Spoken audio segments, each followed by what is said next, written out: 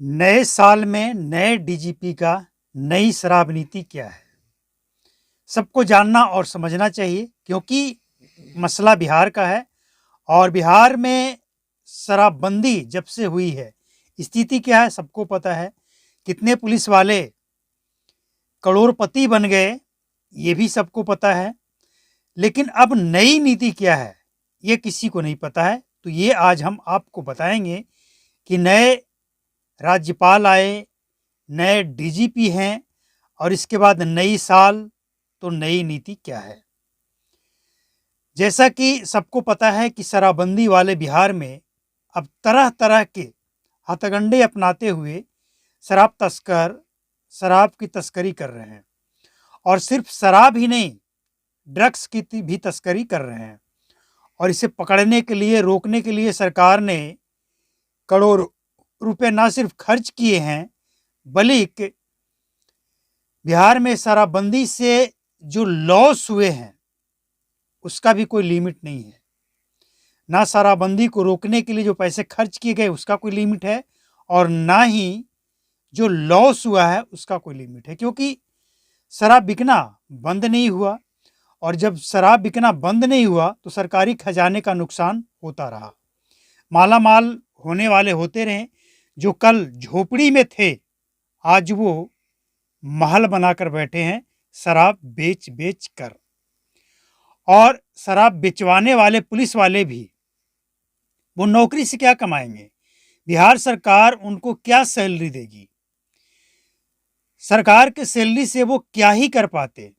लेकिन आज वो बिहार में शराबबंदी के नाम पे शराब बेचने वाले से उगाही करके लाखों करोड़ों अरबों का संपत्ति बना चुके हैं। लेकिन अब जो नई पॉलिसी है इसको समझिए। असल में दिसंबर से ही 20 दिसंबर के बाद से ही बिहार प्रशासन पूरी तरह से मुस्तैद है। खासकर उन तमाम जिलों में जो बिहार के किसी राज्य, किसी देश यानी नेपाल से लगता हुआ बॉर्डर है, वहां पे पूरी तरह से मुस्तैद है कि बिहार में कोई भी शराब एंट्री ना हो। लेकिन इसके बावजूद पटना, मुजफ्फरपुर, गोपालगंज, अररिया और तमाम जगह पे शराब की खेप पकड़ी गई है। और कल तक पकड़ी गई है, आज तक तो नहीं कह सकते हैं, कल तक शराब पकड़ी गई है। ये पुख्ता सबूत है। यहां तक कि शराब के साथ गांजा, अफीम, चरस, हीरोइन यानी ड्रग्स भी पकड़ा जाता रहा है। लेकिन अब जो नई पॉलिसी है वो क्या है इसको समझ लीजिए। अब तक तो आपने ये सुना था कि बिहार में जब से शराबबंदी हुई है, कुछ शराब बेचने वाले और कुछ थाना इंचार्ज, पुलिस वाले, कुछ अधिकारी, कुछ नेता माला माल हो गए हैं, करोड़ों की संपत्ति बना ली है। लेकिन अब जो है वो नई नीति ये है कि जो बॉर्डर इलाका है जहां से दूसरे राज्य से गाड़ी इंटर होता है बिहार में, वहां के एसपी और थाना इंचार्ज से यानी पुलिस डिपार्टमेंट से अब बिहार की पुलिस संपर्क करेगी। वहां से जैसे ही शराब की एंट्री शुरू होगा वहीं पे छानबीन शुरू हो जाएगा। जैसे उत्तर प्रदेश में शराब बैन नहीं है, तो उत्तर प्रदेश से अगर शराब चलता है और बिहार में एंट्री करना होता है तो उत्तर प्रदेश पुलिस को उतना परवाह नहीं होता है जितना अब होगा। उत्तर प्रदेश पुलिस को 100, 200, 500 का नोट मिल गया, निकल लो। लेकिन अब मतलब ये है कि बिहार पुलिस तो माला माल हुई ही। अब जो पड़ोसी राज्य हैं, जो पड़ोसी राज्य है उत्तर प्रदेश, झारखंड, बंगाल, ये तमाम राज्य के पुलिस वाले भी अब करोड़पति बनेंगे। अब उनको भी मौका मिलेगा और ये मौका लीगल तरीके से मिलेगा। अब उनके कंधे पे ये जिम्मेवारी डाली जाएगी कि कोई भी शराब तस्कर बिहार में शराब की एंट्री ना करे। अब इस बात को वो शराब तस्कर के सामने जो गाड़ी शराब लोडेड बिहार में इंटर करेगा उस ड्राइवर खलासी के सामने इस बात को रखे गए, वो रखेंगे ही रखेंगे ना कि भाई हमारे सामने ये ऑर्डर है, अब आप ये चीज़ें लेकर बिहार के अंदर नहीं जा सकते हैं, हम आपका चालान यहीं से काटेंगे। इसके बाद क्या होगा भाई, कुछ मामला ले देकर निपटा लिया जाए, वही काम अब वहाँ से शुरू होगा। मतलब आप समझ चुके हैं, ज़्यादा बकबक करने की ज़रूरत नहीं है। तो ये नीति है बिहार सरकार के, बिहार के नए डीजीपी और नए साल में। तो अब ये नीति कितना कारगर होगा ये तो वक्त बताएगा, लेकिन इतना तय है कि सरकार चाहे कितना भी कोशिश कर ले, लेकिन दो लोग, दो समाज, या यूं कहें कि एक बिहार का वर्ग, बिहार के लोगों का वर्ग, और दूसरा बिहार सरकार का डिपार्टमेंट जब तक नहीं चाहेगा तब तक कोई कितना भी कोशिश कर ले, कितने भी पैसे खर्च कर लें, संसाधन इकट्ठे कर लें, कितने भी ईमानदार पुलिस वाले लगा लें, बिहार में शराब की तस्करी कभी नहीं रुकेगा।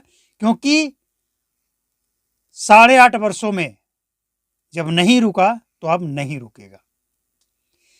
और ये दो लोग, एक पुलिस डिपार्टमेंट, बिहार सरकार का उत्पाद विभाग और पुलिस डिपार्टमेंट, दोनों एक ही है, लगभग काम दोनों का एक ही है शराबबंदी मामले में। और ये दोनों जब तक नहीं सुधरेंगे कोई उपाय नहीं है। और एक और है बिहार में वो लोग जो शराब का सेवन करते हैं, जहरीली और नकली शराब की परवाह किए बिना सेवन करते हैं। जब तक ये लोग नहीं मानेंगे, बिहार में संभव ही नहीं है कि शराब पे बैन लग सकता है। लेकिन अगर कोई जबरदस्ती कानून बनाकर, थोप कर, और इसे जबरदस्ती शराब बिकने से बैन लगाने का दावा करे और बेचने पे नहीं बिके ऐसा दावा करे, तो संभव नहीं है। और ये हम क्या कहेंगे, बिहार की जनता को, प्रशासन को, सबको पता है, विपक्ष को भी पता है। लेकिन अब एक उम्मीद ये है कि नए डीजीपी आए हैं, नया कानून ला रहे हैं, कानून वही है लेकिन नीति नहीं ला रहे हैं, इसमें ऐड कर रहे हैं। नए राज्यपाल भी आए हैं और 2025 का इलेक्शन भी है, और साथ ही विपक्ष के जो नेता हैं उनका प्रेशर भी है।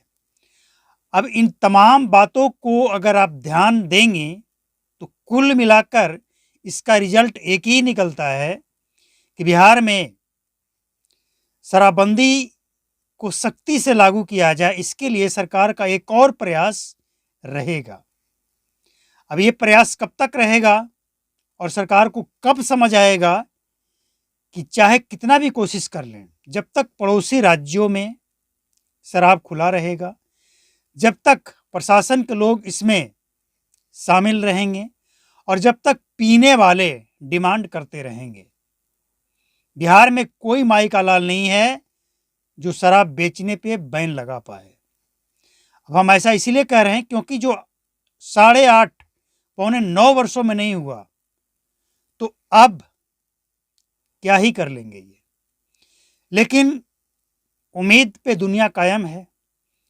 बिहार के लोग भी इस उम्मीद में हैं कि शायद बैन हो जाए तो पीना छोड़ देंगे, या फिर इस उम्मीद में है कि शायद बिकना ही चालू हो जाए, सरकार ये समझ जाए कि जब रोक नहीं पाते हैं तो बंद करके क्या फ़ायदा, सरकारी खजाने का लॉस हो रहा है। तो अब देखना ये है कि आखिर सरकार का स्टैंड क्या होता है। 2025 इलेक्शन से पहले नए राज्यपाल से सलाह मशवरा करने के बाद और नए डीजीपी की अपना कोशिश करने के बाद, कोशिश तो करेंगे ना, पहले कोशिश करेंगे, नए हैं तो कोशिश करेंगे। जो भी नए डीजीपी आते हैं कोशिश करते हैं, लेकिन सफलता कितना मिलता है ये देखना होगा, इसके लिए थोड़ा वक्त चाहिए।